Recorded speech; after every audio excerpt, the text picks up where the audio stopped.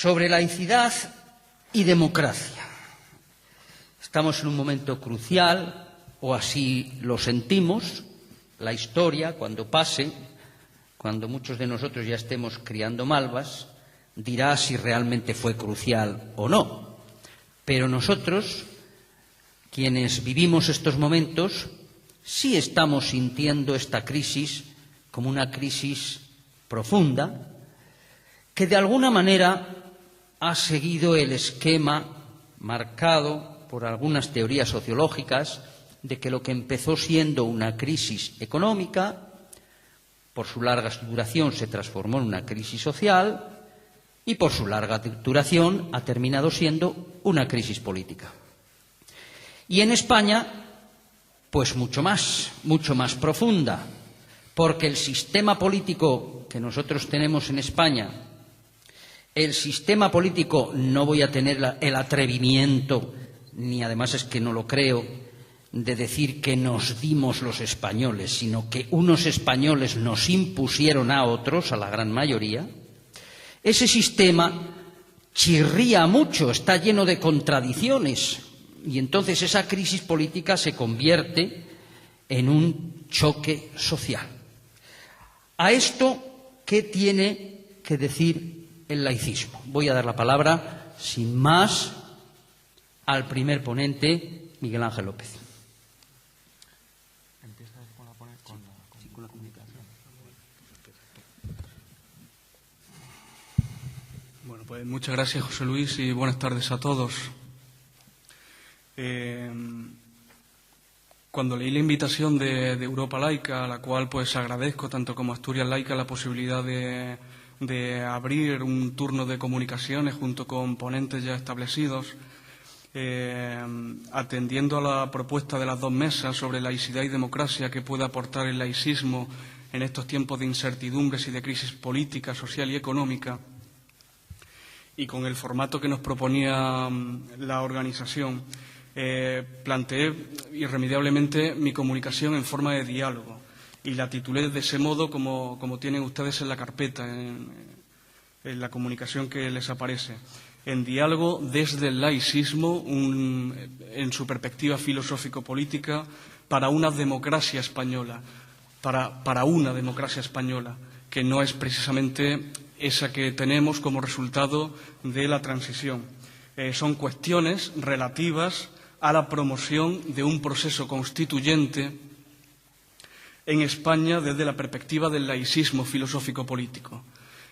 Una situación de carácter económica, pero también política, donde la sociedad progresivamente y de una manera cada vez más mayoritaria va tomando conciencia de la necesidad de iniciar una etapa nueva, una etapa vinculada de la llamada transición a la democracia española, que no contuvo en modo alguno un proceso constituyente que diese la oportunidad al pueblo español de afrontar pues cuestiones básicas que se cerraron con ese llamado consenso, como por ejemplo la cuestión territorial y por supuesto la cuestión religiosa. Una cuestión religiosa que como sabemos, ¿verdad?, retoma el concordato de 1953 en unos acuerdos cocinados en la trastienda, firmados pocos días después de firmar la Constitución española, en diciembre del 1978. Ese precisamente es el punto de partida de las 7 cuestiones que yo presento esta tarde. En primer lugar, desde hoy, es decir, 35 años después de la aprobación de la actual Constitución española, se hace admisible asumir sus catastróficas consecuencias en relación a las pretensiones laicistas emanadas, puestas en vigencia en la anterior Constitución de 1931, pues el movimiento que Europa Laica representa, sin duda alguna, muestra una negatividad a ese tipo de planteamientos. No voy a responder a ninguna cuestión, quiero simplemente desarrollarlas y dar pie al debate posterior, o al menos proponer el debate posterior en esa dirección. Unas cuestiones que, por lo demás, nacen del diálogo, de la lectura, de las conversaciones con don Gonzalo Puente Ojea, que nos honra con su presencia, tanto hoy como en su intervención de ayer. Dicho todo lo cual, si realmente coincidimos en que existen virtualidades anestésicas que la llamada transición a la democracia fue capaz de producir, y durante muchos años así lo ha hecho, con la palabra consenso, vendida internacionalmente como la panacea de todo salto de una dictadura a democracia, si coincidimos, además, si coincidimos también en que esta transición fue la llaman algunos, ¿verdad?, con múltiples nombres. Por ejemplo, fue la frustración de lo posible, caracterizada por carecer de un proceso constituyente, democrático, y por provocar una fusión de los nuevos dirigentes democráticos con los dirigentes del franquismo. Y si, en consecuencia, se hace evidente, como digo, explica sin descanso y de forma magistral Gonzalo Puente Ojea, que los protagonistas del franquismo y sus clientelas se frotan las manos por la estulticia de una oposición tan irresponsable y ahora fungen con las mismas caras, aunque algo envejecidas, como demócratas de toda la vida. ¿Cómo es posible, desde esta perspectiva, si coincidimos realmente en todo ello, recuperar nuestra memoria común? Solamente una ley de libertad de conciencia puede suponer la base para la promoción de un modelo eficaz de Estado laico, que duda cabe que no, pero es imprescindible, o lo ha sido al menos hasta este momento. ¿Qué tipo de acciones pueden contribuir a socavar el sistema? Acciones ya sean pequeñas en nuestro contexto inmediato, microacciones, o acciones de mayor relevancia a nivel tanto político como jurídico. Desde 1978 han pasado, como decía, 35 años. Sería muy conveniente comenzar levantando acta de los responsables que han contribuido a mantener el Estado llamado aconfesional habitualmente, criptoconfesional, confesional, en el que vivimos. ¿Quiénes han contribuido a la interpretación clerical de la Constitución? Que no es la única que tiene, por otra parte, pero ¿quiénes han contribuido a esa interpretación? Por otra parte, como decía, cocinada, sin luz y sin taquígrafos. ¿Quiénes han consolidado el poder clerical en el ámbito educativo, perpetuando los privilegios conseguidos con la dictadura mediante la creación de centros privados y centros llamados concertados, es decir, privados pero subvencionados, con un parafuncionariado de catequistas y a través del adoctrinamiento religioso de la ciudadanía escolar española? Solamente el bipartidismo que se estableció en la transición para frenar completamente a la izquierda española, solamente PSOE y PP, sin duda alguna que no. Nos quedaríamos cortos en esa apuesta y en esa búsqueda de responsables. ¿Quiénes han legalizado la liberación de las inmatriculaciones para la Iglesia Católica? Sin duda alguna que no ha sido la ley que en la época de José María Aznar, en 1998, revisó la ley anterior de la dictadura del 46 en esas inmatriculaciones. Se ha mantenido posteriormente, y no solamente desde los poderes políticos. La fuerza judicial también tiene mucho que decir en ello. ¿Quiénes permiten financiar a la Iglesia Católica con unos 11.000 millones? Cálculos aproximados, cálculos con datos constatables. Hay muchos datos que no son constatables y que elevarían esta cifra, pues probablemente la duplicarían. ¿Quiénes, decía, permiten financiar a la Iglesia Católica con unos 11.000 millones de euros anuales de dinero público. Esta mañana se decía que, por ejemplo, Cáritas está financiada con parte de dinero público, la mayor parte de dinero privado, pero solamente un 2% por parte de la Iglesia Católica, aunque a ellos recurren sistemáticamente para hacer gala de su carácter benéfico. Bueno, pues, sentados y revisados esos elementos básicos y esos presupuestos de la transición española, mirando al fondo de la cuestión dogmática de la religión, si hoy consideramos que están derrotados todos los espacios donde la religión católica y el resto igualmente, no hay café para todos, si hoy están derrotados todos los espacios donde hallar las fuentes veritativas de la religión desde el punto de vista racional y científico, ¿qué sentido tiene mantener las componendas entre el poder político y el que se autoerige poder religioso y reconocido históricamente como otro poder en un dualismo ontológico y político inadmisible? El entendimiento entre la ambición del poder político o de los políticos que usan ese poder político, el entendimiento entre la ambición del primero y la avaricia del poder religioso puede someter irremediablemente a la libertad de conciencia, la igualdad, la imparcialidad jurídica y los derechos humanos. Desterrada la apología espiritualista del análisis científico honesto, ¿cuáles son los refugios desde los que la religión católica defiende su monopolio de la fe en España y fuera de ella?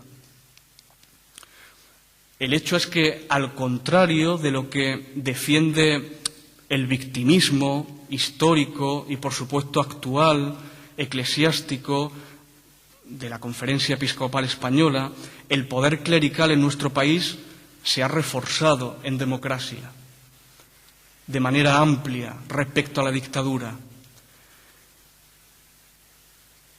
Después de 40 años de nacionalcatolicismo, tanto en un plano simbólico como en un plano financiero, como en el plano cultural, en el plano docente, en el plano mediático y, como consecuencia de todo ello, también en el plano pastoral.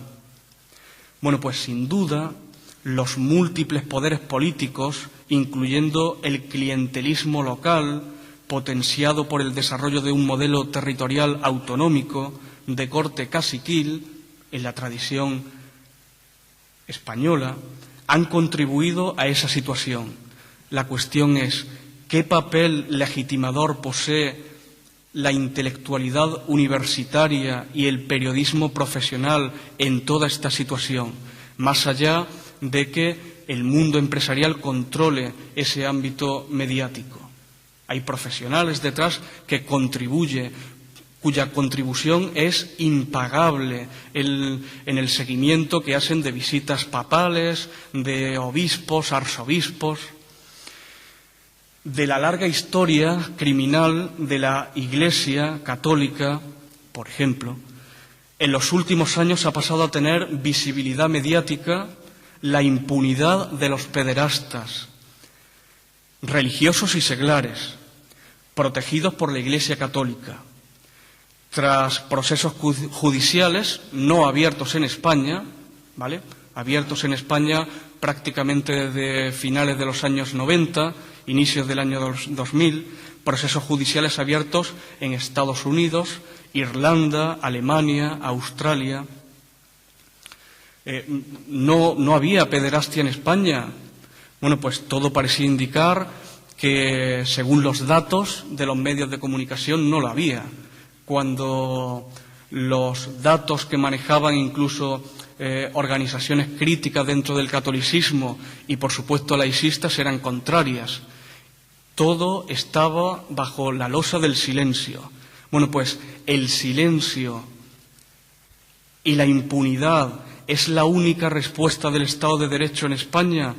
¿O lo es, en cambio, el conformismo de la sociedad civil?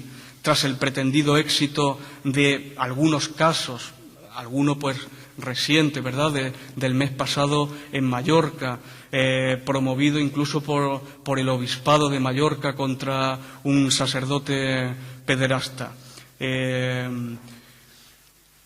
Después de largos años de litigio, después de haber humillado a las víctimas y atendiendo al reclamo explícito por parte del Vaticano.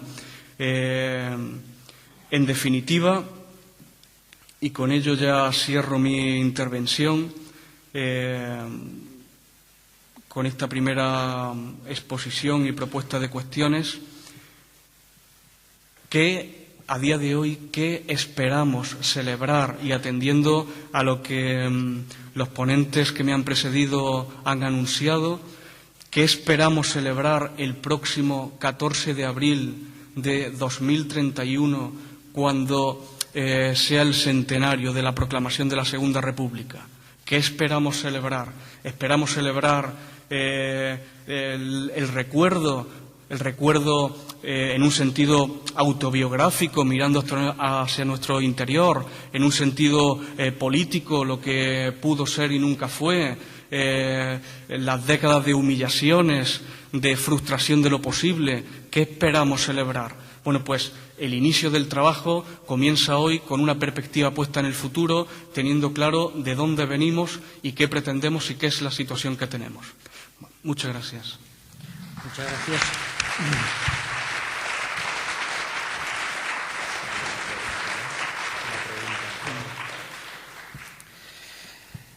Vamos a pasar a continuación a dar la palabra a César Tejedor. Bueno, muchas gracias, José Luis, a Europa Laica y a Asturias Laico, y a todos ustedes por no haberse dormido todavía a estas horas. Como la propuesta es fomentar el diálogo, tampoco quiero yo extenderme mucho con una especie de conferencia, y he preparado una cosa simplemente como gancho, a ver si ustedes pueden responder a las preguntas que yo no voy a poder responder.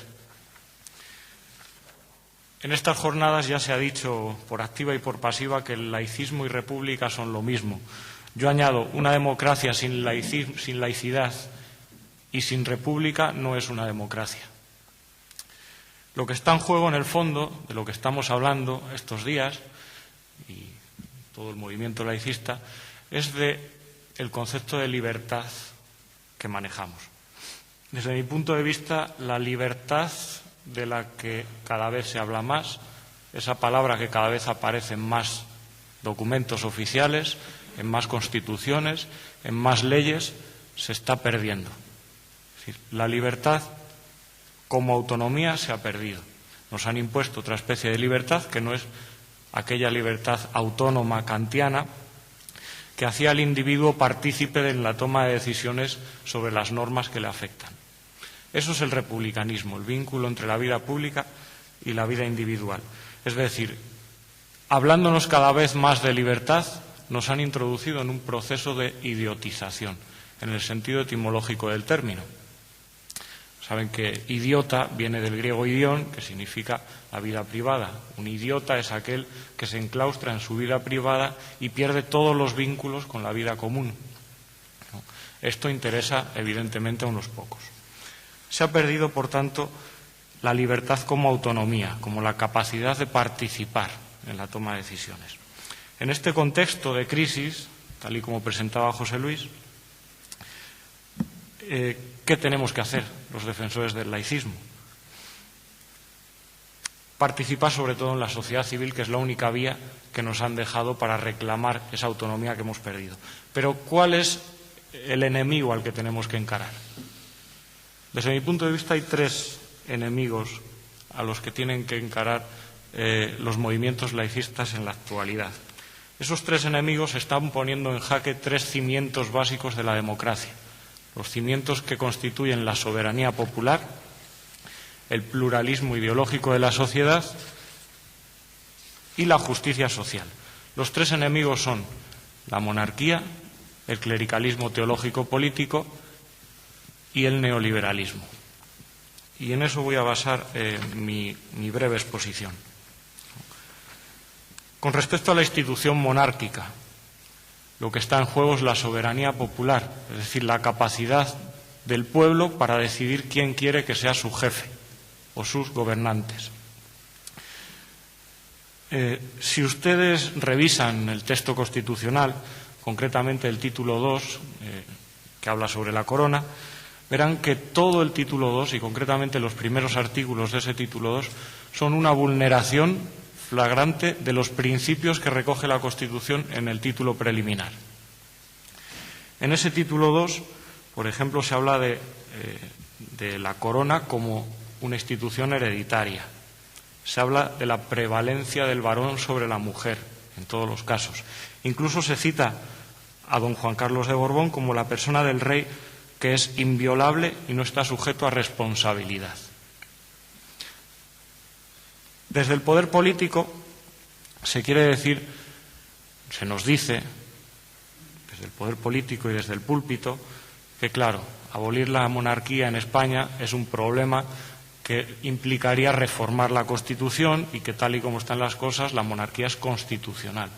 Y eso supuestamente es legítimo en una democracia con una Constitución como la nuestra. A mí no me vale, sobre todo después de que la Constitución haya dejado de pertenecer al pueblo. Es decir, cuando es imposible reformar la Constitución en unos casos, pero es muy posible hacerlo en 2 semanas sin contar con el pueblo en otros, significa que la Constitución se ha convertido en ideología.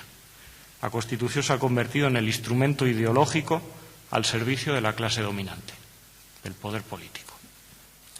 Y hablo utilizando conceptos marxistas.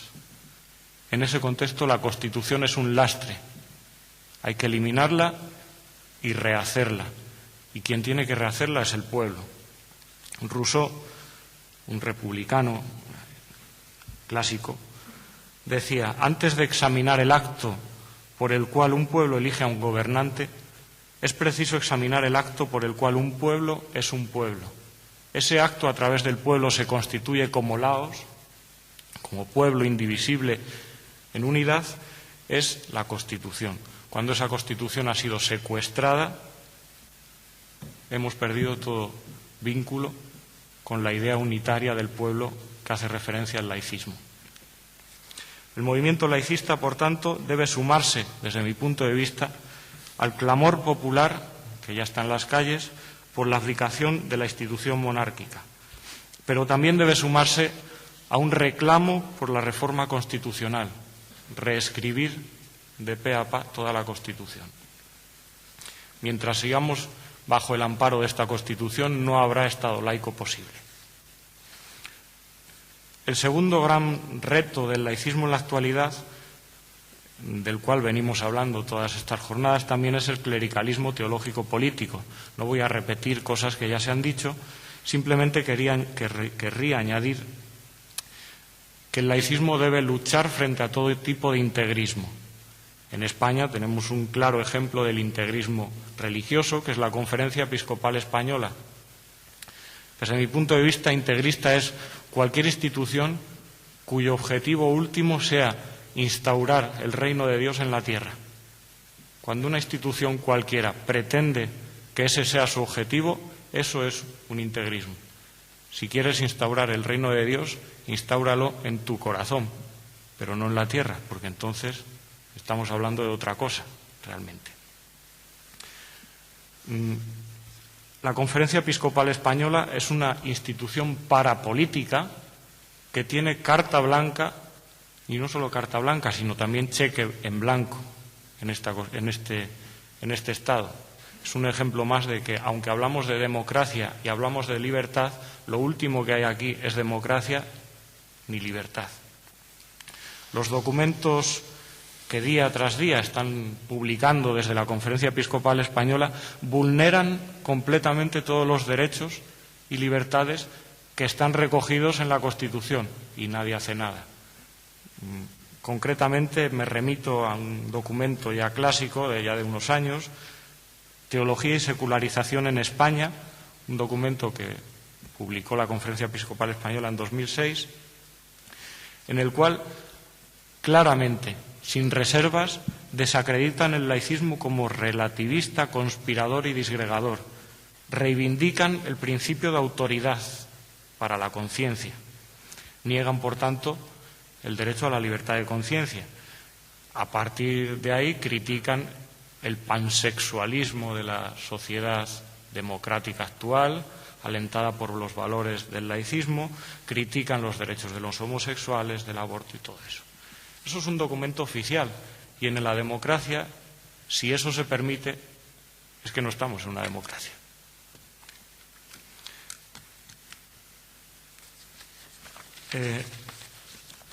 Si ustedes tienen posibilidad de acceder a Internet, porque está publicado en Internet ese texto, lo pueden leer perfectamente.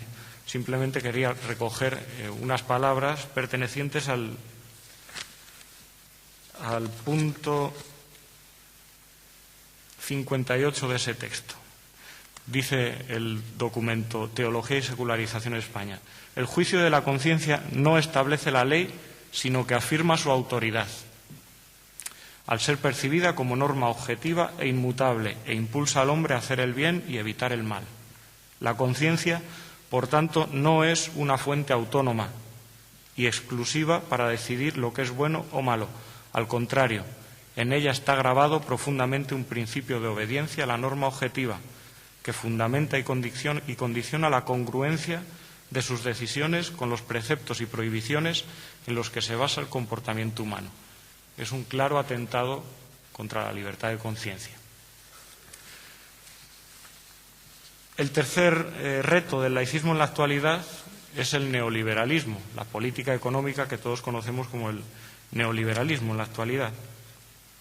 Desde el punto de vista de los defensores del laicismo, el Estado tiene la obligación no solo de reconocer la libertad de conciencia de los individuos, sino además el deber de hacerla posible. Esto entronca con el concepto de justicia social, de derechos sociales, de servicio público, si queremos. El Estado tiene que promover y establecer las condiciones que hacen posible que todos los ciudadanos puedan ejercer esos derechos. A un minusválido de poco le sirve que le digan que tiene libertad de movimientos si todas las aceras están levantadas un palmo del suelo. Esta es la idea. De poco sirve que nos digan que podemos creer en lo que queramos si seguimos teniendo una asignatura en los colegios públicos de religión católica. La idea de que los ciudadanos no son meros depositarios de derechos, sino que tienen que hacerse capaces de ejercer esos derechos, es una idea ilustrada. Ya Kant lo decía en un texto que les invito a leer. Se titulaba en torno al tópico "Tal vez eso sea correcto en la teoría, pero no sirve para la práctica". Kant decía: un Estado genuinamente republicano es aquel que no solo reconoce derechos y libertades individuales, sino que fomenta que todos puedan ejercerlos, hacer capaces a los ciudadanos de ejercer esos derechos. Esto no es ni más ni menos que la promoción de la emancipación del laos, el principio por el cual se pone en relación, entre otras cosas, el origen del dinero público con el destino de ese dinero público. El dinero público debe servir para emancipar al laos, para hacerle capaz de tener derechos. La justicia social, por tanto, es una obligación del Estado, y el Estado tiene que garantizar los derechos sociales como lo que son, derechos, y no como obras de caridad eventuales, que es a lo que estamos tendiendo con la privatización de los servicios públicos, con el clientelismo al que tiende esa privatización. La mentira del mercado como generador de equilibrio se está imponiendo en toda Europa, se está imponiendo en todo el mundo. ¿Quién se cree hoy en día que el mercado genera equilibrio? O, en cualquier caso, ¿quién se cree que el equilibrio que genera el mercado es un buen equilibrio? El neoliberalismo somete al ser humano a una nueva dictadura, que no es que sea diferente de la anterior, es la dictadura del capital, la dictadura que se sirve del mecanismo de la mano invisible para maximizar el bienestar de unos pocos, sometiendo a los demás. La ética y la política quedan sometidos al imperio del capital, y si no, Solo hay que ver las noticias cuando hablan de Eurovegas.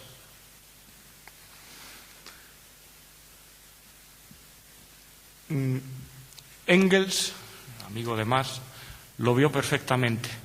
Supo perfectamente que aquella ideología que provenía de Adam Smith era perjudicial para toda la humanidad, y lo explicó así.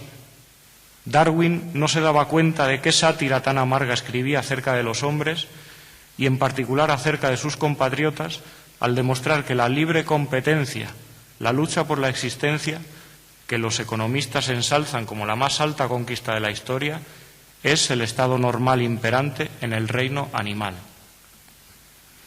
La libertad que propugna, por tanto, el neoliberalismo queda reducida a la libertad de los poderosos, de los que pueden imponer sus fines, mientras que el resto de la sociedad queda sometido a una razón supuestamente instrumental, que se tiene que limitar a apañárselas para conseguir los fines que nos imponen, ¿no? Chomsky, en un librito que no sé si creo que no está publicado en España, que se llama La democracia de mercado en un orden neoliberal, decía: una libertad sin opciones es un regalo del diablo. Esto es lo que nos están imponiendo, una libertad sin opciones. Desde este punto de vista, el neoliberalismo es una ideología economicista que tiene como objetivo la acumulación de capital en manos privadas, frente al laicismo, que es una reivindicación ético-política que tiene por objetivo la universalización de la justicia en el ámbito público. El neoliberalismo es una ideología rentable a corto plazo para los más ricos. El laicismo, en cambio, es rentable a largo plazo para el pueblo. El neoliberalismo requiere ciudadanos serviles y dependientes, que ya no son capaces de darse los fines a sí mismos. El laicismo propugna precisamente todo lo contrario, la emancipación de las personas. Estos son, desde mi punto de vista, los tres retos del laicismo en la actualidad: enfrentarse a la monarquía, enfrentarse al clericalismo teológico-político y enfrentarse a la política económica que llamamos neoliberalismo. Estas tres cosas, en el fondo, son lo mismo. Las tres cosas coinciden, es un único poder. Los tres se erigen sobre la idea de que la libertad es compatible con determinadas discriminaciones de tipo económico, fiscal, ideológico. Las tres cosas a la vez se basan en una concepción jerárquica de la sociedad, frente al ideal republicano del Estado, que es un ideal de horizontalidad de la ciudadanía. Las tres cosas se basan en una preferencia por unas fuentes autocráticas del poder, que son incompatibles con una concepción inmanente de la legitimidad del poder. Eso es lo que define a la democracia según Rousseau, una democracia verdaderamente republicana. Ante este reto, ¿cuál es la salida? La salida es reconstituir la democracia, exigir la democracia que no existe. Actualmente vivimos en una democracia fantasma. Yo la he definido así en algunos sitios. Una democracia que parece que está, pero no está. Una democracia que nos venden, pero que no ejercemos. Al pueblo se le ha arrebatado la Constitución, ya lo he dicho, pero es que a la vez la separación de poderes, supuestamente ilustrados de la mano de Montesquieu, no existe, es ficticia. Como si no, el juez Garzón hoy siga siendo el único condenado por la trama Gürtel. ¿Acaso hay separación de poderes? Es una mentira, no hay democracia. Tampoco hay posibilidad de participación ciudadana efectiva en la deliberación pública sobre las leyes.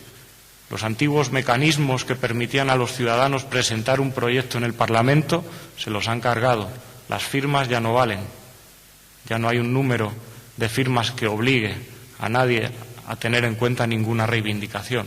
Es decir, el reto ahora mismo, y aquí cedo la palabra al compañero Pablo, es ver cómo somos capaces de pasar de esa democracia fantasma capitalista a una democracia esencialmente republicana. Muchas gracias. Gracias a ti.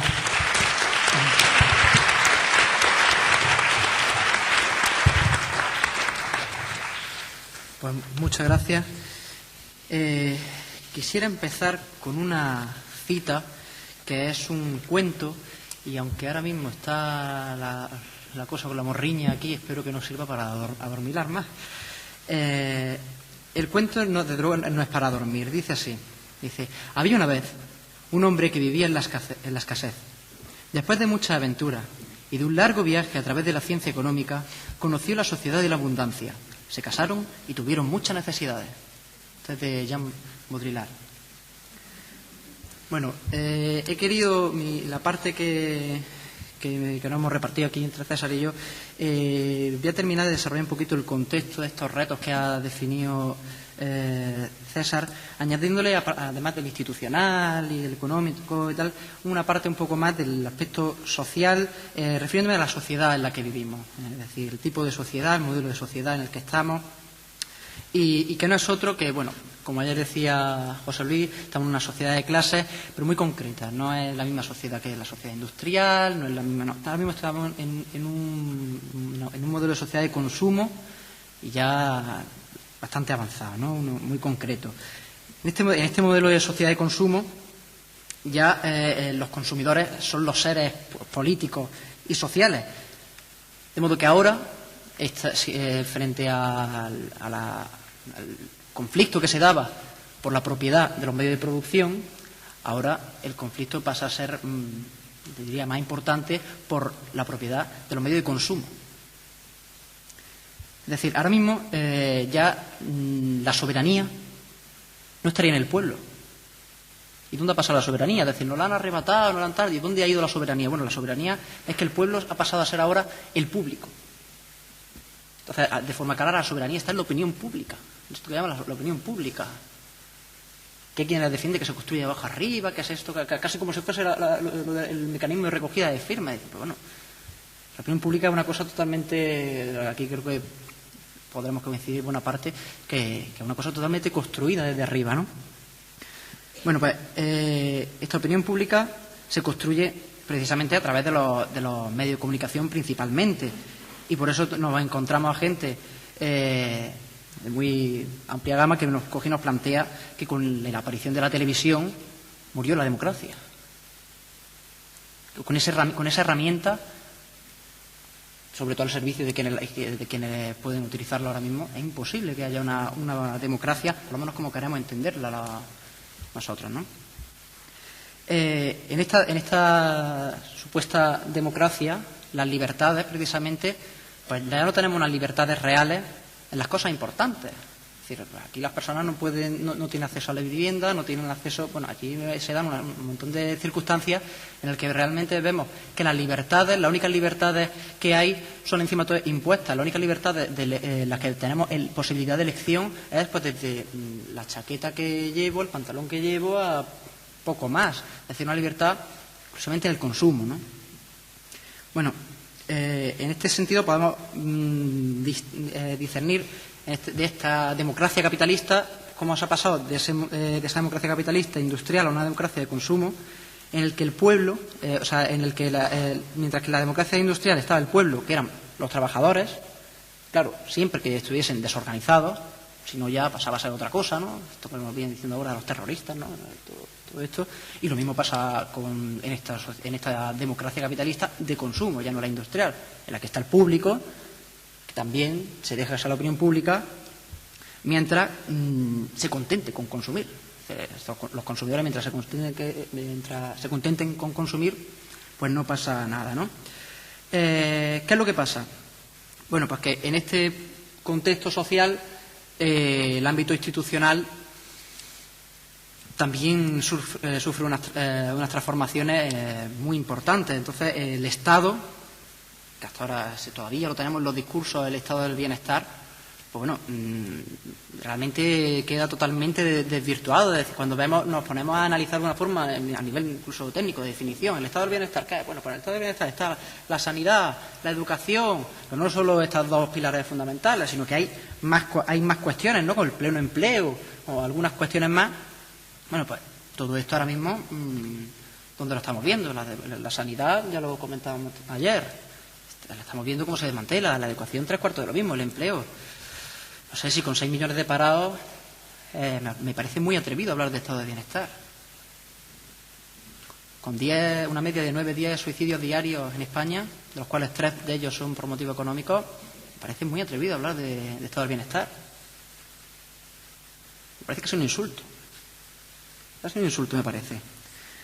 Entonces, en este momento, realmente, es que no se puede hablar de estado de bienestar. Por lo tanto, el discurso que tenemos ahora mismo, que se sigue desarrollando, que se sigue diciendo ahora mismo, es coger y decir, bueno, no voy a decir el discurso, sino lo que viene a decir en definitiva, que es, en definitiva, virgencita, virgencita, que me quede como estoy. Pero es que eso de virgencita, virgencita, que me quede como estoy, no me parece ahora mismo tampoco muy apropiado, porque es que como estamos, me parece que no estamos muy bien. Entonces, si ahora mismo no estamos bien, pues vamos a intentar construir algo mejor, ¿no? Pero es que aún así, en este sentido, tampoco me parece apropiado el discurso de quedarnos como estamos porque estamos yendo a algo peor. Tampoco me parece apropiado porque es que como estábamos antes, incluso como estábamos antes, es decir, cuando se está planteando volver al estado del bienestar, bueno, el estado del bienestar que teníamos aquí en España no tiene nada que ver con los modelos de estado de bienestar. Incluso ya vamos a ponernos en la media europea, ya nos vamos a coger y decir, vamos a un estado ideal, ¿qué tal? No. O sea, es que aquí hemos estado sufriendo engaño tras engaño y tampoco me parece que volver al engaño anterior sea lo propio. Y para terminar con el tema de la descripción, tendríamos el tema de la ideología, ¿no? Que ayer también hablabais de la cuestión de la ideología desde un punto de vista marxista, ¿no? Sería. Bueno, pues en este aspecto, la sociedad de consumo estaría totalmente desideologizada. Es decir, en el sentido de, ahora mismo, de lo que se habla, y esto me parece que tampoco es una cosa que sea muy reveladora, todo el tema del pensamiento único. Bueno, pues mientras esté implantado el pensamiento único, aquí todo el mundo somos consumidores, aquí no hay alternativa, y cuando digo no hay alternativa es que no hay alternativa real, es decir, no tenemos ahora mismo una posibilidad real de coger y decir, oye, bien, mañana o en las próximas elecciones, o por poner una cosa concreta, vamos a coger y vamos a cambiar las cosas. ¿Alguien se lo cree? ¿Que en las próximas elecciones vayamos a cambiar las cosas? Yo sinceramente no me lo creo. O sea, yo creo que en las siguientes elecciones incluso podemos ir a peor. O sea que... Bueno, pues en este contexto, que se resume muy bien lo que decía ayer el propio José Luis, que después suscribió Gonzalo Puente Ojea, lo principal es la tecnología. Y decía José Luis, lo anoté porque me pareció muy sintético. Dice, la tecnología de la clase dominante le permite hoy a esta conseguir que la gente se suicide antes que luchar. Esto me parece a mí que no es propio de una... no se puede dar en una sociedad democrática, no se puede dar en una sociedad que no sea otra que esta sociedad de un capitalismo del que el consumo, bueno, es lo que impera y es la única institución dominante, ¿no? Entonces, en este aspecto, bueno, tenemos un montón de instituciones, la gestión, el marketing, la publicidad, que son esta tecnología de la que dispone la clase dominante. Pero que me parece además unas instituciones que se han construido para esa propia clase dominante, con lo cual no me parece que sea una vía posible para poder cambiar las cosas. Es decir, a través de la gestión, el marketing, la publicidad, me parece a mí que aunque consiguiésemos conquistar esas instituciones, no podríamos realmente cambiar las cosas. Están hechas para que se hagan realmente las cosas desde arriba. Es decir, en definitiva, lo único que podremos conseguir si lo conquistamos es cambiar a los que están de arriba, ponernos nosotros y ser nosotros los que ejerzamos esa coerción. Pero es que nosotros lo que estamos diciendo precisamente es que no queremos la coerción. Bueno, en ese aspecto, ya pasando a la segunda parte, que sería, bueno, el aporte del laicismo, pues claro, lo que el laicismo precisamente aporta es oponerse a todo ese modelo, El laicismo no va a coger y va a proponer ir a conquistar la publicidad, conquistar el marketing, no va a proponer utilizar medios de coerción. Lo que estamos proponiendo es instaurar una libertad de conciencia. El laicismo, por tanto, y esto es lo que propondría, me parece que es la única vía de construcción de una alternativa real. Es decir, si ahora mismo decimos que no hay alternativa de coger y de que en las próximas elecciones vamos a cambiar las cosas, me parece a mí que si no la hay que construirla. Y para construirla tendría que ser única y exclusivamente con el laicismo como fundamento. Una propuesta concreta, o sea, desde luego, a través del republicanismo. Pero como digo, ese republicanismo tendría que tener muy claro que el fundamento, en su fundamento tiene que estar el laicismo, si no, no un republicanismo como lo entendemos, como desde luego históricamente se viene entendiendo en España, ¿no? El republicanismo español creo que tiene la suerte de haber entendido eso, por lo menos en el siglo XX, de una forma muy clara, la suerte y creo que precisamente fue la desgracia que le cayó encima, ¿no? De que se opuso realmente a los intereses de una dominación, es decir, se propone con esto, por tanto, que no haya una dominación por parte de nadie. Una democracia rousseauiana tendría esto: todos somos iguales. Solo puede ser así con unos principios laicistas muy claros. Para concretar y terminar, plantearía que la única posibilidad que tenemos es construir un proyecto republicano que tenga muy claro que todos sus fundamentos radican en el fondo en la libertad de conciencia. Es decir, que si del republicanismo se pretende defender los derechos humanos, hay que tener muy claro que el fundamento de los derechos humanos está en la libertad de conciencia. Y esto debe hacerse de una forma concreta, que es de una forma explícita, no implícita. Es decir, no podemos coger y que vayamos en busca de los movimientos republicanos, le planteemos el discurso laicista y nos cojan y nos digan sí, en eso estamos de acuerdo, en eso todo el mundo lo compartimos, lo asumimos, está todo bien, pero ni se dice ni realmente se plasma luego en un discurso. No, eso no puede ser. Porque entonces lo único que estamos haciendo es parcializar el propio discurso. Es decir, será una república que tenga claro el feminismo, que tenga claro que los derechos LGTB, tal. Pero todo esto son las luchas parciales, que son las únicas que han tenido éxito hasta ahora, de una forma siempre parcial. Son las únicas que se han permitido que triunfen, las reivindicaciones parciales, nunca de una forma integradora, integral. Decía el Roto, cada uno a lo suyo. Qué gran proyecto colectivo. Precisamente el laicismo me parece que vendría a luchar contra esta posición, ¿no? De cada uno a lo suyo. No, vamos a construir algo colectivo, algo realmente integrador. Y realmente todo lo que se ha dicho en esta jornada se podría recoger en realmente eso. Tanto el republicanismo como el laicismo tienen ese componente.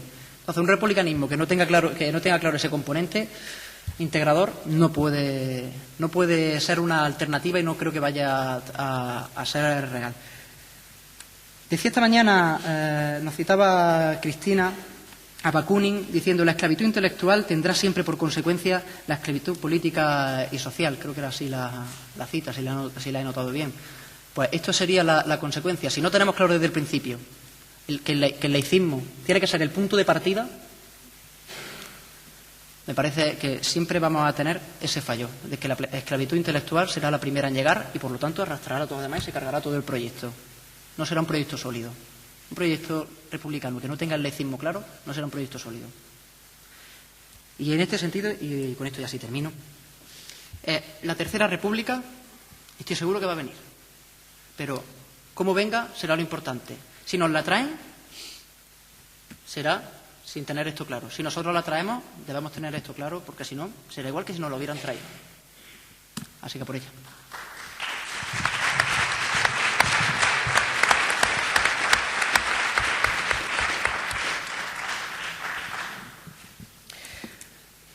Cuando en la Junta Directiva de Europa Laica decidimos la estructura de las jornadas, dijimos que esta mesa, los ponentes de esta mesa, tenían que ser jóvenes. El moderador no lo es, pero los ponentes sí. Miguel Ángel, César y Pablo han sido tres jóvenes que nos han expuesto una visión del laicismo que yo resumo en lo que es la visión del laicismo del siglo XXI. Un laicismo que aborda una problemática muy amplia, como acaban de ver, y que espero que las preguntas vengan en esa línea. Han expuesto, bueno, habéis expuesto casi un completo programa político. ¿Cómo se justifica todo lo que habéis puesto? ¿Cómo se incardina, cómo se engarza todo lo que habéis expuesto con el laicismo? O cabe también interrogarse, ¿o os habéis ido más allá de los límites del laicismo y el laicismo es razonable que siga limitándose a lo que fue el laicismo del siglo XIX y XX, que era la libertad de conciencia queda reducida a pedir la separación de la Iglesia y el Estado? O más aún todavía, también hay otra opinión, o el laicismo debe de ser en función de acabar con las guerras civiles y de que nos llevemos bien, debe ser un laicismo positivo, debe ser un laicismo integrante, un laicismo tolerante, y no un laicismo radical. Ahí están esas tres cuestiones.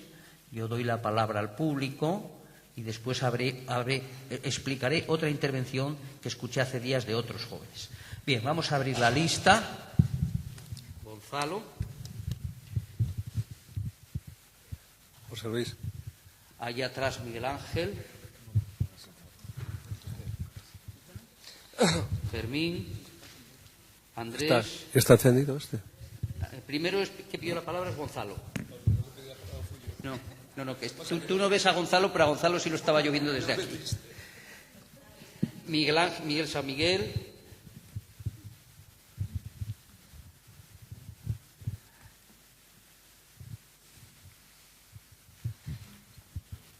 Vale, pues empezamos con Gonzalo. Bueno, sería muy largo discutir desde la raíz de los problemas. Porque Está encendido. Sí, Arrímate más todo lo posible. Sí. Que se trata de una reflexión sintética y fundándome en los a prioris que yo más o menos en el curso de mi obra escrita he establecido. No voy a hacer una repentización, en definitiva, de lo que es la fundamentación, a mi juicio, de esta cosa que se llama ideario laicista, que no es ni una ética, ni una filosofía, ni una teoría política. Es una teoría de la subjetividad. El laicismo es lo que es, y si le pones adjetivos, te has cargado la esencia del laicismo. Es decir, cuando se habla de laicismo moderno, como Gómez Llorente, o laicismo integrador, laicismo abierto, naturalmente es formas de echarle agua al vino.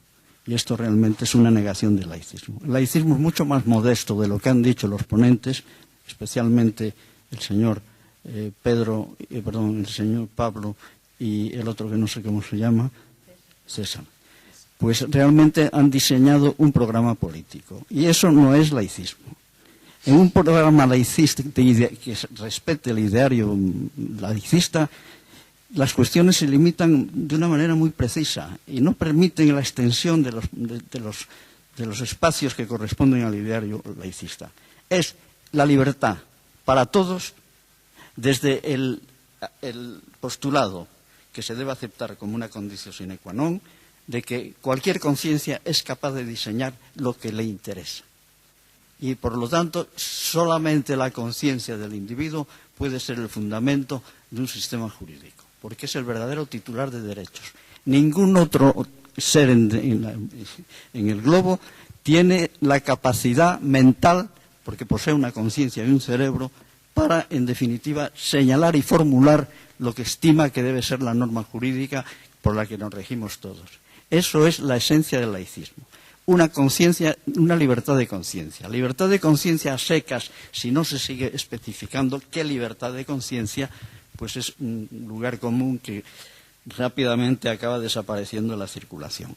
Libertad de conciencia debe añadirse libertad de conciencia y de sus contenidos ideológicos, conviccionales, de todo lo que es la creencia, de cualquiera de sus modalidades, incluso pues también naturalmente contenidos de carácter de una especie, una visión moderna, científica del universo, pero en fin, sin entrar en detalles, ¿no?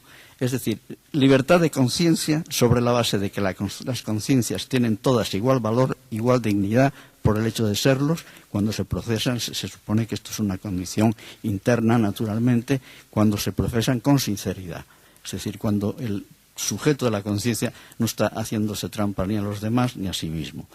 Y dentro del laicismo caben todos los sistemas políticos, siempre que cumplen las normas de la libertad de conciencia y de la igualdad formal de todas las conciencias, cualquiera que sean sus contenidos.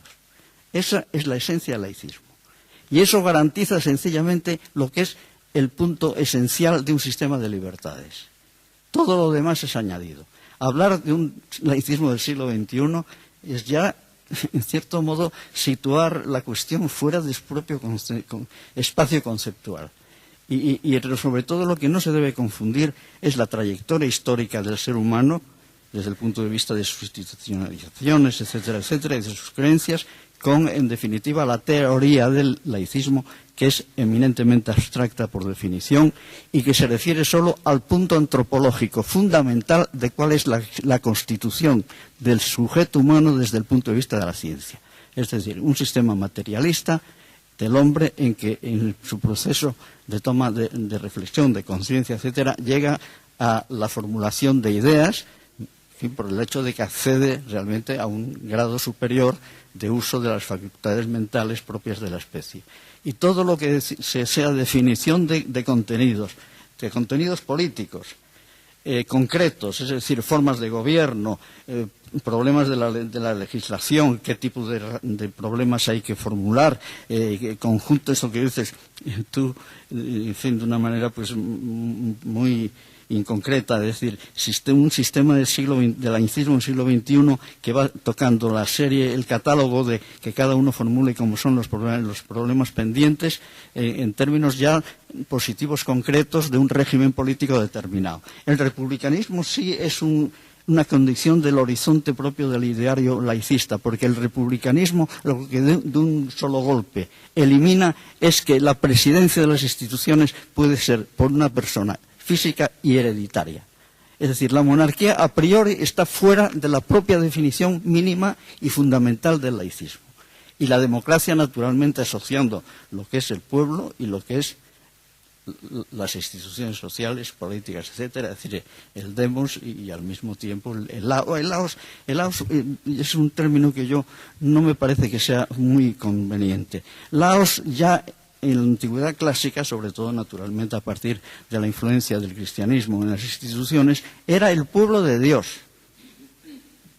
No se hablaba de laos en el sentido clásico del término, originalmente, naturalmente, de la cultura griega, sino se hablaba del pueblo de Dios. Y hoy día, laicidad es un término equívoco y que debemos de eliminar del vocabulario, porque la laicidad es el estado del bautizado que no está ordenado y, por lo tanto, no tiene los carismas sacerdotales. Es decir, todo católico, todo ciudadano que ha sido bautizado en cualquiera de las formas del cristianismo, pero fundamentalmente dentro de la Iglesia Católica, pues pertenece al laos. Y al laos le corresponde la laicidad, que es el Estado laico, pero al Estado laico dentro de la Iglesia, no en sentido secular. Es decir, la caracterización del laico como miembro del laos, pero su inversión después como algo en sí mismo positivo, es una transformación que tiene lugar no antes del siglo XVII. Por lo tanto, nada de laicidad. Hay que hablar de laicismo, que es la sistematización de toda la teoría previa, desde Condorcet, pasando por Ferrey y finalmente con Combe y todo el grupo propio de la legislación de 1905. Eso es el laicismo. Y nada de laicidad, que es un término que le encanta a los eclesiásticos. Decir que ellos son la laicidad, porque soy, claro, evidentemente el sello de origen, el tampón, lo tienen poniéndole el término laicidad a los, sobre todo, especialmente, como están categorizando la sociedad en función de las creencias, naturalmente el laico ideal, el laico propiamente legítimo y originario, es el laico, el que pertenece a la Iglesia, pero que no es un sacerdote.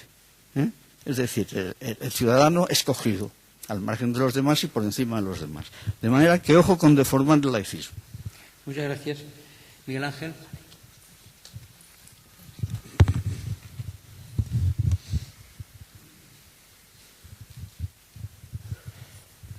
Hola.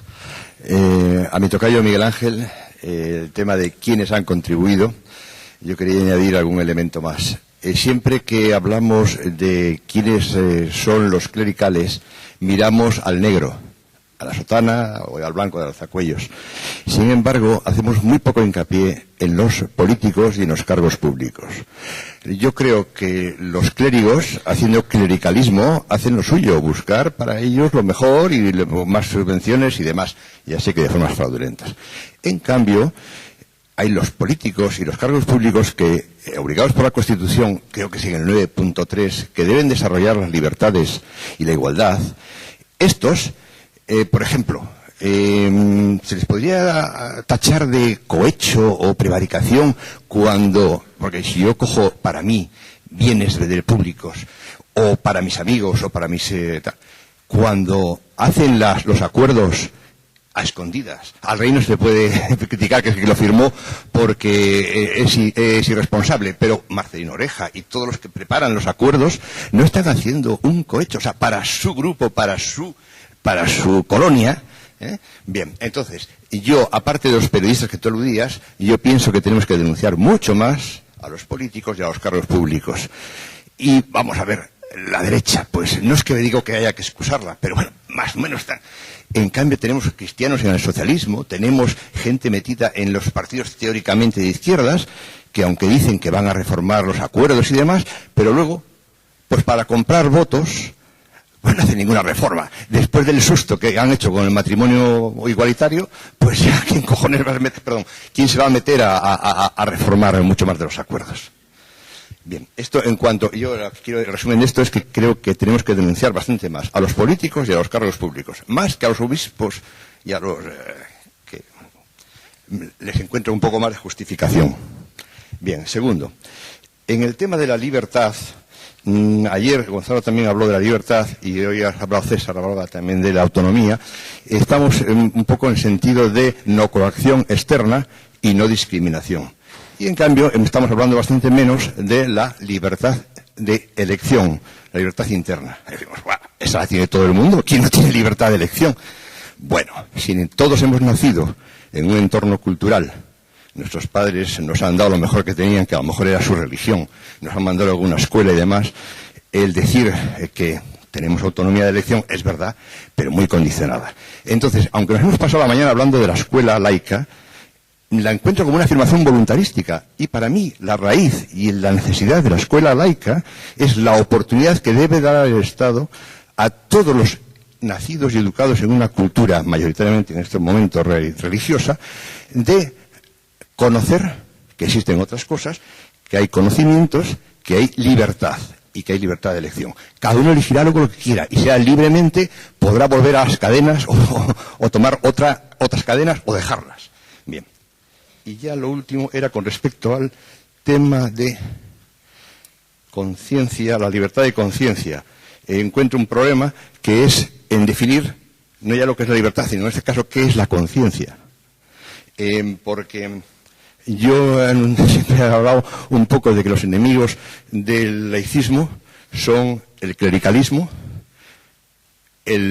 los sexismos, porque luego cuando nos hablen Teresa y compañía vamos a ver lo importante que es la opresión que han hecho todos los pensamientos sexistas sobre la mayor parte de la población, más del 50%, y ahora veo que tenemos que añadir también el neoliberalismo como uno de los grandes enemigos del laicismo, en el sentido de que al deprimir los servicios públicos están quitando condiciones para que las personas sean más autónomas a la hora de decidir.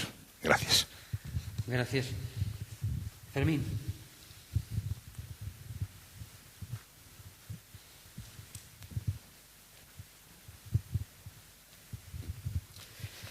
Creo sinceramente que reducir la batalla por el laicismo y el laicismo a una pura teoría de la subjetividad o simplemente a libertad de conciencia es demasiado reduccionista.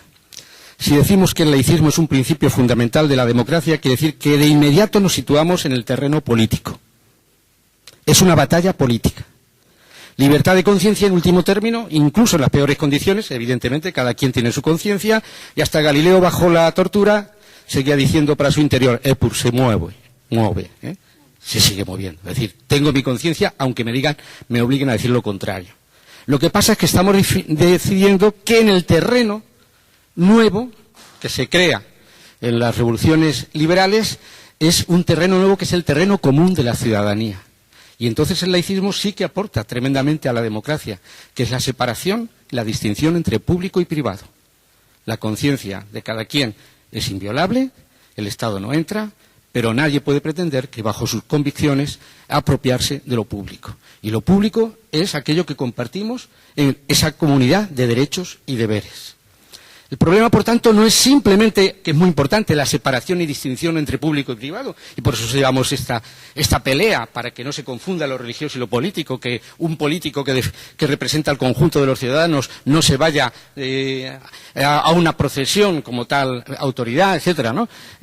Sino que además no basta con la distinción, es que si desaparece, y está desapareciendo, y ahí el lazo con el tema del neoliberalismo, no solamente de las religiones, si desaparece el espacio público, desaparece evidentemente esa capacidad de libertad con opciones, porque libertad sin opciones no es ningún tipo de libertad. Y de ahí el gran interés que tenemos los laicistas en defender un espacio público. Digo, por ejemplo, como ahora mismo estamos en una situación, cuando estamos hablando de crisis, ¿de qué estamos hablando? Que está desapareciendo derechos y el espacio público. Si hay una sanidad que se parte en privados, ¿quién va a decirle que el que tiene una clínica privada no ponga sus crucifijos o lo que quiera, o su islam, etcétera? Porque es lo privado. Si desaparece lo público, aquello en lo que decimos que como es el espacio de todos no puede ser apropiado por un particular, evidentemente esa libertad teórica se queda en nada. Entonces yo creo que es muy importante, justo el terreno del laicismo es el de la lucha política, el de la defensa de la democracia. Si no, queda en una cuestión teórica, etcétera, etcétera. Y luego, situándonos en la situación, situándonos en el momento actual, sería muy grave que el movimiento laicista en España se crea que es un astro aparte, separado, al margen de la pelea que aquí se está llevando. Se ha dicho por aquí el tema del proceso constituyente. Todos a estas alturas, por supuesto que quienes estuvieron implicados en lo que nos han mantenido durante 35 años, ellos mismos saben que está en crisis todas las instituciones, no saben qué hacer, hablan de reforma de la reforma, sabiendo, como sabemos muchos, que la continuidad del franquismo es irreformable, porque ellos mismos pusieron sus mecanismos constitucionales y mecanismos de funcionamiento para que eso no se toque, que no se toque el pasado, que no se toque lo amasado, que no se toque la Iglesia, que no se toque la corona, etcétera, etcétera. Pero sería desgraciado que no vayamos avanzando por donde otros queremos. La crisis está, ellos están buscando salidas. ¿Cuál es nuestra propuesta? No estamos solos.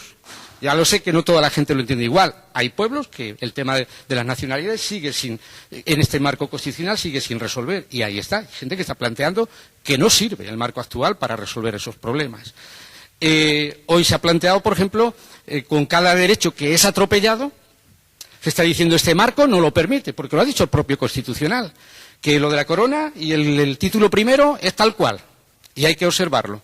Pero cuando se habla de los derechos individuales, que esos no solamente tienen un carácter declarativo, que el derecho a la vivienda no quiere decir que tengas derecho a tener una vivienda, que el derecho a trabajo no quiere decir que tengas derecho al trabajo, que el derecho a la sanidad no quiere decir que si no tienes dinero y no te lo puedes pagar, y así vamos crecientemente. Entonces yo creo que es muy importante, y en este sentido hay unos cuantos elementos fundamentales para insertarnos en la necesidad de un proceso constituyente, es decir, de un proceso democrático del derecho a decidir cuál es el marco en el que nos damos, en el que realmente haya una igualdad de ciudadanos. Uno ha sido el de la memoria histórica. Como ha habido un consenso de taparlo por completo y de olvidarlo, pues hoy hemos estado, es decir, eso está claro que no cabía en el consenso ni en el marco actual del consenso político y constitucional. Otro de los elementos fundamentales es la ligación que hubo entre el antiguo régimen y la Iglesia y que se ha continuado en la transición. Y en ese sentido el laicismo es una de las palancas fundamentales de poner en cuestión el marco actual y la necesidad de, efectivamente, dotarnos de un marco democrático, que no se trata simplemente de redactar una nueva Constitución. Eso sería el fruto de una capacidad de crear un poder realmente contrapuesto al estado de corrupción actual. Y en ese sentido, ojo, porque está muy bien las precisiones y tenemos que seguir discutiendo de precisiones ideológicas, pero no quedarnos al margen del movimiento real, de las movilizaciones reales que hay por cambiar y enfrentarse al estado actual de cosas. Y en ese sentido creo que tenemos un papel muy importante que cumplir. Gracias, Fermín. Andrés. Yo quisiera precisar dos cosas. Una, decir que las élites son las que tienen en sus manos los medios de información, que no de comunicación, de información. Y tienen, por lo tanto, en sus manos el poder de manipular las mentes o lo que nosotros vulgarmente llamamos conciencia. Y otra cuestión, el estado de bienestar no deja de ser un concepto occidental y no deja de basarse en gran parte en la explotación de otros países.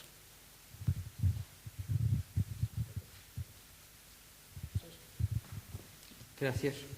Miguel, San Miguel.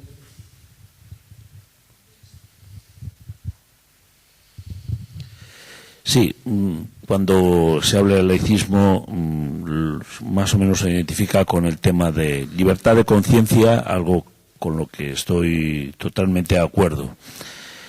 Y desde luego para esa libertad de conciencia, para tener verdadera libertad de conciencia hay un tema fundamental, ¿no?, que es una libertad de pensamiento.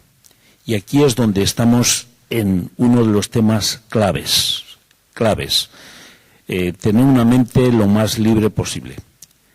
Y ahí volvería, bueno, algunas, me parece que era Locke quien hablaba de toda una serie de prejuicios, que la mente fuera libre, que la mente buscara la verdad, ¿no?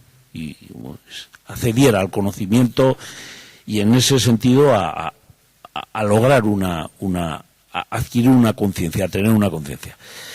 Claro, hasta ahora se ha hablado, y es cierto, que la Iglesia Católica, a través del terror, a través del miedo, ha estado impidiendo la libertad de pensamiento y, por tanto, la libertad de conciencia.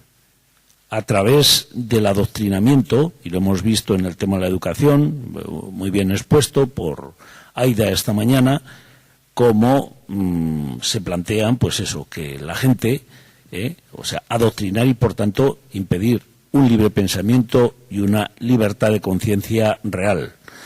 Pero hay otros elementos nuevos que más o menos se han tocado hablando del neoliberalismo, ¿no? Evidentemente que es el mercado, la conciencia del nuevo rico, la idea que cada vez más difundida, por lo menos en este país, y que ha hecho que, por supuesto, hasta el pobre Solemnidad se crea capitalista o se identifica con el sistema. En definitiva, son el sistema en cuanto a consumo, en cuanto a propaganda, en cuanto a publicidad. Ya no solamente la Iglesia, que también, por supuesto, forma parte del sistema, pero otros elementos del sistema, como es el consumo, como es toda una serie de cosas, están impidiendo esa libertad de pensamiento y ese hecho de crear ciudadanos libres que poseen una auténtica libertad de conciencia, y ese sería, por supuesto, el camino para crear una verdadera sociedad democrática y una república verdaderamente democrática, ¿no? A mí, hasta ahora, pues eso, se identificaba demasiado, hablabas de laicismo y decían, este se está metiendo con los curas, ¿no? Evidentemente que lo que han hecho los curas, lo que ha hecho la Iglesia ha sido tremendo, no la Iglesia, sino prácticamente todas las religiones, al menos las institucionalizadas, ¿no? Pero el mercado, el consumo, todo este engranaje que embrutece la mente y le impide caminar de una manera libre, es algo que impide, que es un obstáculo para la libertad de conciencia. Y desde luego hay que luchar contra, evidentemente, con el tema de la enseñanza religiosa en lo que tiene de adoctrinamiento y de muchas cosas más. Desde luego hay que luchar también contra el mercado y contra todo aquello que impide esa libertad de pensamiento que conduzca precisamente a una libertad de conciencia. Porque si no, lo que decía Locke, va a impedir que se creen ciudadanos libres. Quizá estoy hablando en términos un tanto utópicos, pero hay que caminar hacia la utopía. Pedro, gracias, Miguel.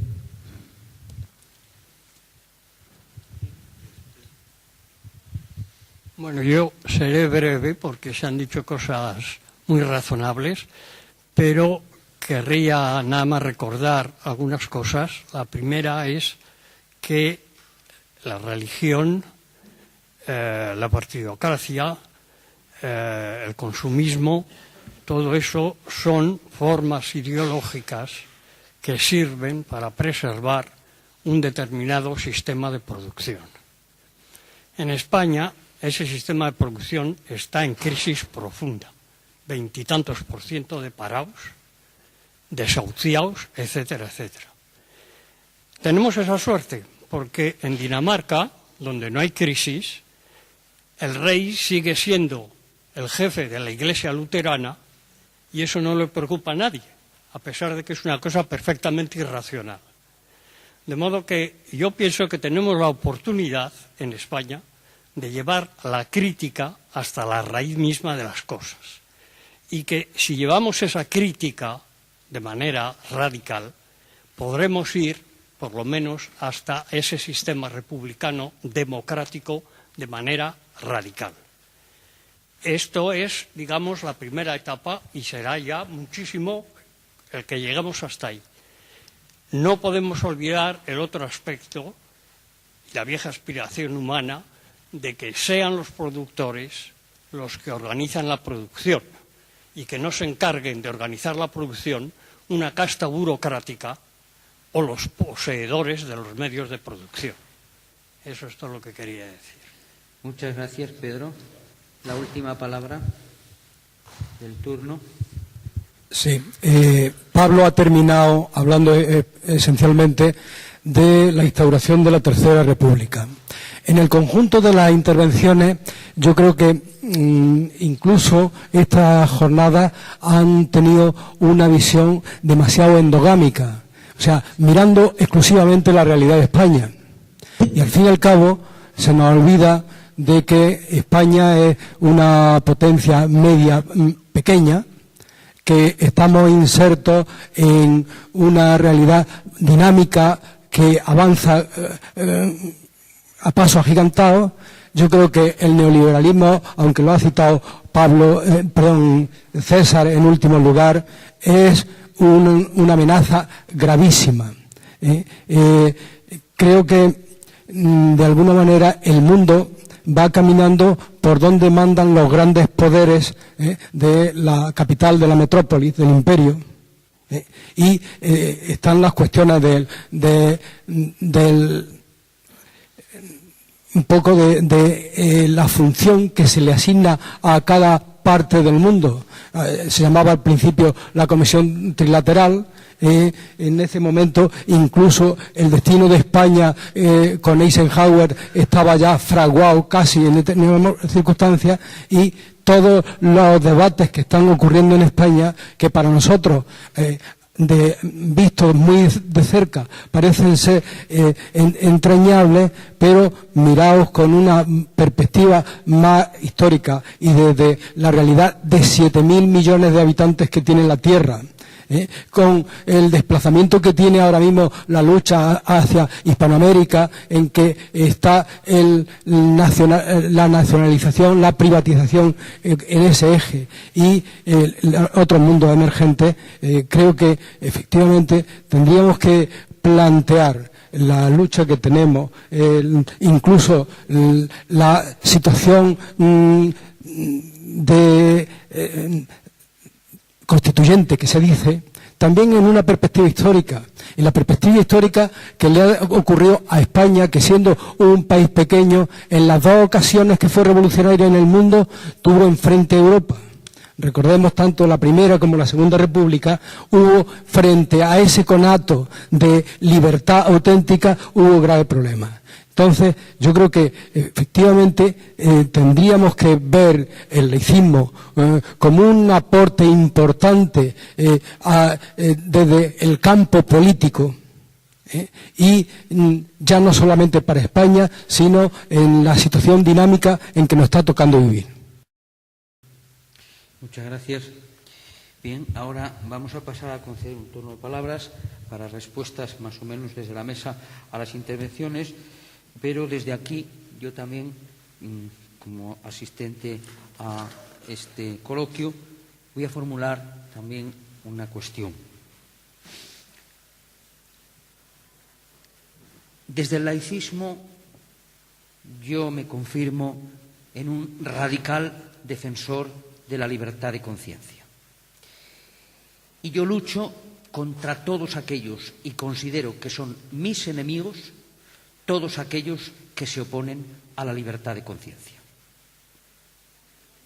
Yo ayer formulé una pregunta que dije: ¿es posible la libertad de conciencia en una sociedad dividida en clases sociales? Yo tengo la respuesta negativa. Creo que no. Porque la clase dominante impide la libertad de conciencia. Y por lo tanto, yo, desde el laicismo, desde la más radical oposición a esa clase dominante que son mis enemigos, porque impiden la libertad de conciencia a mí y a todos mis congéneres, me declaro que estoy en la misma lucha con los enseñantes de las mareas, de la enseñanza, de la sanidad, de los trabajadores de la minería, con todos aquellos que defienden la Carta de la Tierra, con el movimiento feminista que en este país va a tener que volver a levantarse porque se nos va a tratar de imponer una ley. Y más me voy a negar, no a la ley en sí misma, porque tienen una mayoría legítima que yo no comparto, pero que conquistaron en las elecciones y, por lo tanto, tienen derecho a aprobar esa ley, pero yo me voy a oponer a los razonamientos que ellos van a utilizar, razonamientos torticeros, para que vulnerando la libertad de conciencia, yo no pueda explicar a los demás ciudadanos mis razonamientos. Y van a utilizar y van a imponerse de una forma prepotente con los medios de comunicación para convencer a los demás ciudadanos de que tienen razón, y yo no voy a poder utilizar esos medios de comunicación al mismo nivel para exponer mi libertad de conciencia. Y, por lo tanto, me considero radical enemigo de esta clase dominante y me uno a todos aquellos que luchan contra esta clase dominante.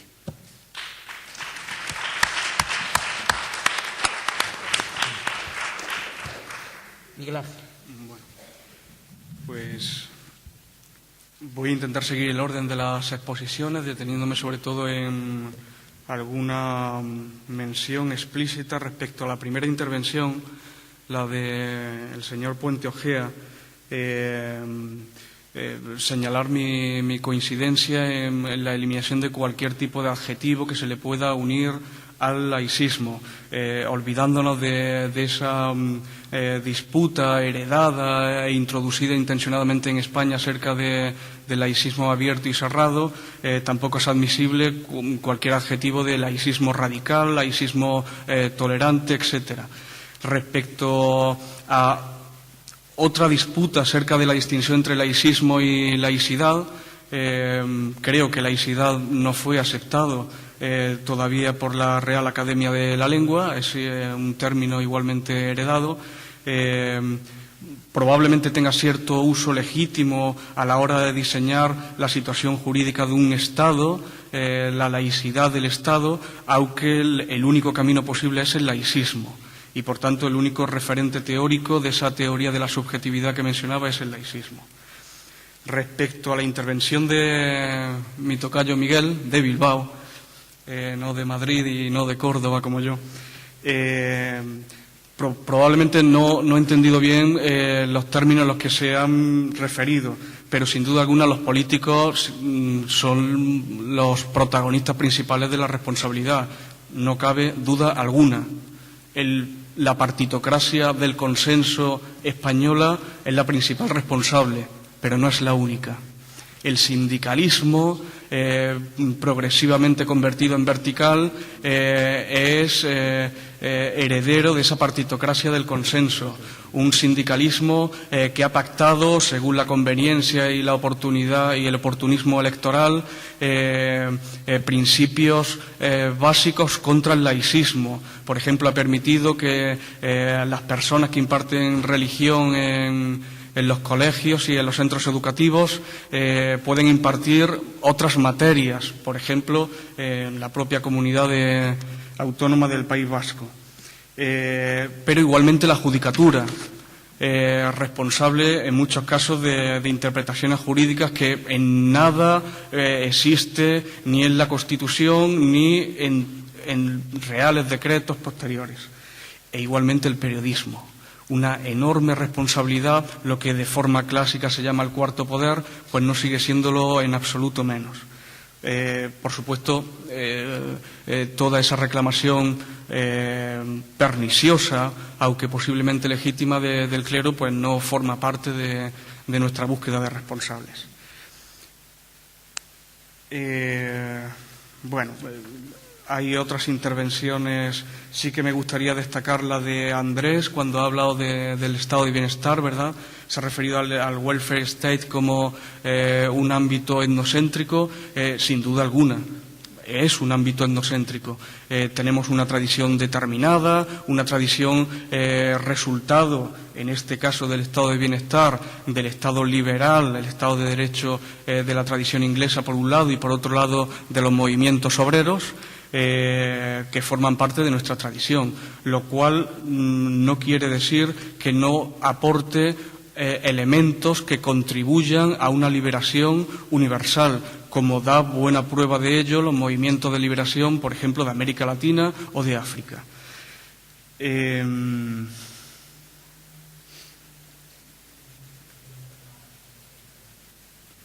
Bueno, por mi parte nada más. Bueno, me gustaría destacar ya por último la intervención de Pedro. Ha señalado que efectivamente ese vínculo entre la religión y la partitocracia supone una preservación del sistema de producción determinado, un sistema de producción a través del cual, en una situación de falta de crisis como la de Dinamarca citaba, ¿verdad? No hay modo alguno de cuestionar ese vínculo entre la religión y la partitocracia y, por tanto, es cierto, abre una posibilidad en España para llegar al fondo de la cuestión de un Estado laico y un Estado donde la libertad de conciencia sea un principio básico de la igualdad jurídica y de la defensa de los derechos humanos. Totalmente de acuerdo, efectivamente. Pues, por mi parte... Muchas gracias, Miguel Ángel. César. Bueno, yo no me voy a extender porque prácticamente estoy casi de acuerdo con todo lo que han dicho ustedes, pero sí quería puntualizar una cosita con respecto a la intervención de Gonzalo Puente Ojea. Estoy perfectamente de acuerdo con la idea de que el laicismo implica una teoría de la subjetividad. Claro que sí. La subjetividad es un valor intrínseco que viene dado en la propia dignidad de la conciencia. Pero el laicismo implica un compromiso político. ¿Cómo no va a implicar un compromiso político? Si el laicismo no implica un compromiso político, estamos perdiendo el tiempo aquí. Tampoco, en este sentido, Fermín, tú lo has explicado mucho mejor de lo que lo puedo explicar yo. No todo sistema político es compatible con el laicismo.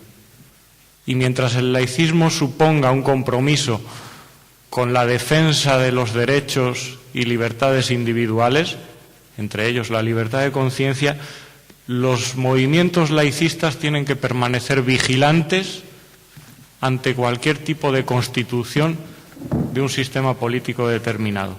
El laicismo implica no diseñar un programa político, esto lo hacen los partidos políticos, pero implica establecer cuáles son las condiciones de posibilidad que tiene que cumplir todo programa político para hacer posibles los derechos individuales. Y ahí está el compromiso político del laicismo. Por lo demás, estoy perfectamente de acuerdo con todo y, sobre todo, con lo que ha explicado el profesor Puente Ojea, que es de la fuente de donde yo he aprendido todas estas cosas. Muchas gracias. Pablo. Gracias, César. Sí, bueno, dentro, con el tema de las intervenciones sobre si el laicismo entra en todos los sistemas políticos o no, creo que ya queda suficientemente explicado. También comparto la posición de Fermín al respecto. Pues si no, tendría que pedir una explicación de qué es sistema político, que entenderíamos por eso, porque si no, no me queda claro que en todos los sistemas políticos, sí, ahora, sí, dependiendo de lo que entendamos por sistema político, podemos decir si entra o no, porque me parece que un sistema político implica una serie de valores. Y si esta serie de valores, si hay sistemas políticos que entran en contradicción con los valores del laicismo, pues no es posible esto, ¿no? Bueno, con respecto a la definición que se ha dado del laicismo, como yo me he limitado a asumir la anterior, no intervendré. Sí. Bueno, Andrés planteaba el tema de que son medios de información y no de comunicación. Continúo con la línea de lo anterior y es la definición. Me parece que definir algunas de las, voy a poner entre comillas, informaciones que dan los medios de información sería como información, bueno, vamos a ver, no sé si te refieres a todos los medios o es que hay algunos medios que sí son de información, pero esto me parece ya que entra dentro de una subjetividad. Sí. Bueno, el caso de la prensa en el caso de la prensa no solo se transmite información. Si le asimilamos a eso o lo asociamos a una concepción de neutralidad o de esto, es imposible. Lo sabemos que unos medios pertenecen a uno, otros a otro, unos van en una línea, otros van en otra. Y aquí además sabemos concretamente que los medios, lo que entendemos por los medios, los más media, ¿no? Esto está en manos de unas personas concretas. Informan de las cosas que le interesan y de la forma que le interesa. Por tanto, eso es información. Bueno, mejor dejarlo en el aire.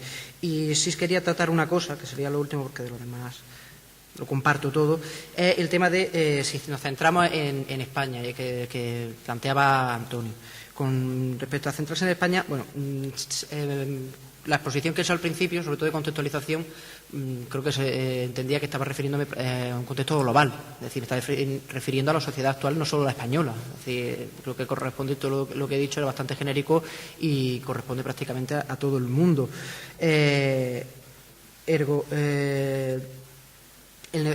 Estaba esto implícito. Ahora sí, cuando he concretado el tema en España, a la hora de hacer una propuesta concreta de respuesta, eso sí lo sigo manteniendo y me parece que no es me parece que es apropiado centrarse en una propuesta concreta para lo local.